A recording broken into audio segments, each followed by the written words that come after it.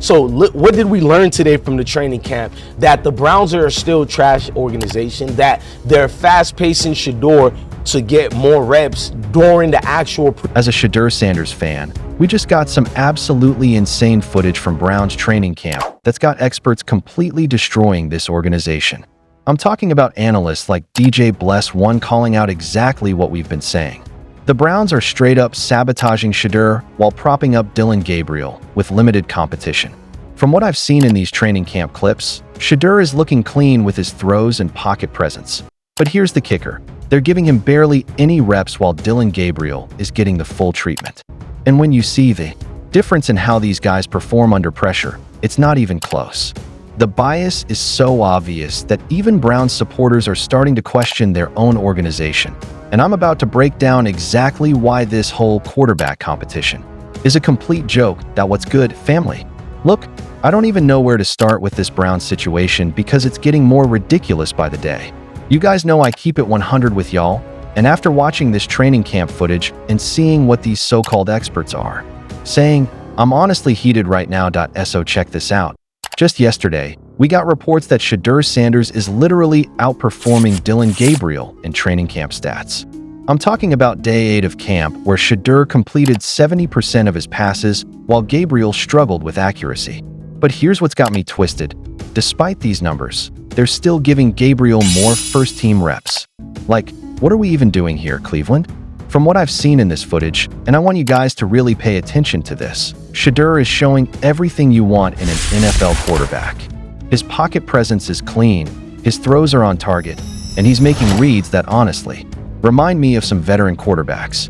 But then you got Dillon Gabriel over here, and I'm sorry, but the dude looks uncomfortable every time there's any real pressure coming his way. Let me break down what's really happening behind the scenes, because this goes way deeper than just training camp reps.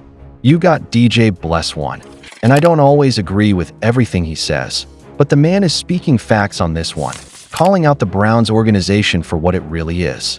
He's saying they're sabotaging Shedeur, and after watching this footage, I can't even argue with that assessment.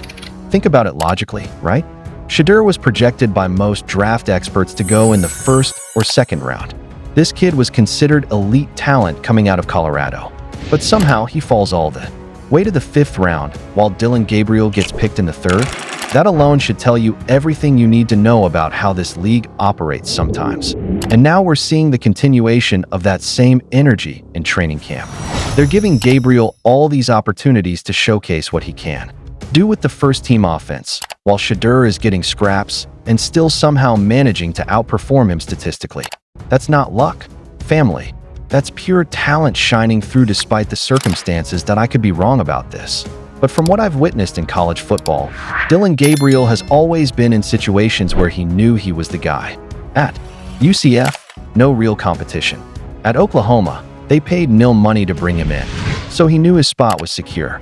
Same thing at Oregon. He transferred in knowing he'd be the starter. The dude has never had to actually compete for a starting position, and now when he's facing real competition from Shedeur, you can see he's not handling it well. But here's where it gets really interesting, and let me know what you think about this in the comments. The Browns coaching staff keeps talking about this quarterback competition like it's fair and open. Kevin Stefanski was recently asked about Shedeur's development, and while he gave some positive comments, the actions don't match the words. If you're really evaluating talent fairly, why isn't the guy who's completing 70% of his passes getting equal reps with the first team? First highlights, the case in point is this right here in training camp. I'm gonna give you a 40 to 50 second highlight. Now I want you guys to pay attention. Shedeur is looking good regular, but to be fair, limited competition, you're supposed to look good. Doing regular screen passes, regular little drop-off passes, game manager passes, giving me similarities of Alex Smith. But in Shedeur's case, he's not a limited player. He's getting limited time. Alex Smith was limited in his talents, but still a good quarterback with high IQ. But in this case, Shedeur has the high IQ. From what they're showing us in practice, Shedeur is making throws that should have coaches taking notice. But here's the problem, and this is what DJ Bless One was getting at. They're setting him up for failure. How can you properly evaluate a quarterback's potential when you're not giving him enough practice time with the starting offense? It's like asking someone to perform a concert but only letting them rehearse with half the band. What really gets me fired up is seeing Browns fans defend this treatment. Like, forget about whether you like Shedeur or not for a second. As a Browns supporter, shouldn't you want your organization to give the best available talent a fair shot? Shouldn't you be questioning why they're not maximizing their assets? And let's talk about what we're seeing from recent reports. Just 3 days ago, Browns owner Jimmy Haslam was asked about playing time for both rookies this season. The fact that this is even a question when one guy is clearly outperforming the other tells you everything. In a fair competition, performance should dictate opportunity, right? But here's what's really wild. There are reports coming out that, on day 9 of training camp, Shedeur Sanders got 0 team reps. 0. Meanwhile, Gabriel is out there getting chances to work with the starters even after struggling in previous practices. How does that make sense to anybody with functioning brain cells? I'm someone who will call it how it is, and what I'm seeing is an organization that made up their mind about their quarterback hierarchy before these guys even stepped on the field. They invested a higher draft pick in Gabriel, so they're committed to making that work regardless of what's happening in practice. From what I've been hearing from people around the organization, there's this narrative that Shedeur needs more time to develop, that he's not ready for the NFL game. But when you watch the footage, when you see his completion percentages, when you observe his decision-making under pressure, what exactly needs more development? The dude is making throws that Gabriel can't make, reading defenses better, and showing more composure in the pocket. That's a fair argument if you want to say both guys need time to adjust to the NFL. But why is Gabriel getting preferential treatment in that adjustment period? Why is he getting more opportunities to build chemistry with the starting receivers and work within the full offensive scheme? And here's something that really bothers me. The height criticism of Gabriel that DJ Bless1 brought up is legitimate. At 5 feet 9 inches, he's going to have vision issues in the NFL. That's not hate, that's just physics. When your own offensive linemen are blocking your view of the field, you're going to struggle with timing and accuracy on certain throws. We've seen this with other shorter quarterbacks throughout NFL history, but somehow, pointing out these obvious physical limitations gets you labeled as a hater, while ignoring Shedeur's clear advantages gets labeled as being objective. Make it make sense. Family, let me ask you guys this, and I really want to hear your thoughts in the comments. What would have to happen for you to admit that the Browns are mishandling this situation? Because from where I'm sitting, we're watching a talented quarterback get limited opportunities while a less effective player gets the red carpet treatment that we need to see what happens in preseason games. But if the practice trends continue into game situations, it's going to be pretty obvious.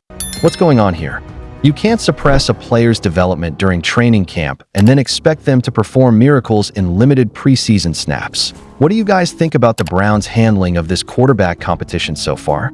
Are they being fair to both players, or is there some obvious bias going on?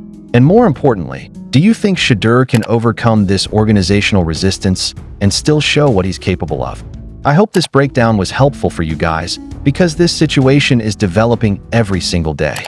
The Browns organization might think they can control the narrative, but performance on the field speaks louder than any PR spin they want to put out there. Look, at the end of the day, talent rises to the top regardless of circumstances. If Shedeur continues performing at this level while getting limited opportunities, it's going to become impossible to ignore. Even the most biased coaching staff can't hide superior quarterback play forever, that we need to keep watching how this develops. Because something's got to give. Either the Browns are going to have to acknowledge what's obvious to everyone watching, or they're going to double down on their predetermined hierarchy and potentially waste a really talented player. What are your predictions for how this plays out? Do you think Shedeur gets a fair shot eventually? Or is this organization too committed to their original plan to change course? Let me know in the comments, and make sure you're subscribed, because we're going to be following this story every step of the way. Family, this Browns situation is just getting started, and I'm going to be here breaking down every single development as it happens. The truth is going to come out on the field, and when it does, remember who was telling you from the beginning what was really going on. If you want to stay updated on all the Shedeur Sanders news and Browns quarterback drama, make sure you hit that subscribe button and turn on notifications. I need you guys engaged in the comments too. Your thoughts and opinions make these videos better, And I actually read every single one, but don't forget to smash that like button if this breakdown helped you understand what's really happening in Cleveland. And share this with any Browns fans who need to see the truth about their organization's quarterback handling. So we're going to keep fighting for fair coverage and honest analysis, no matter who doesn't want to hear it. Until next time, family, stay blessed and keep demanding better from these NFL organizations.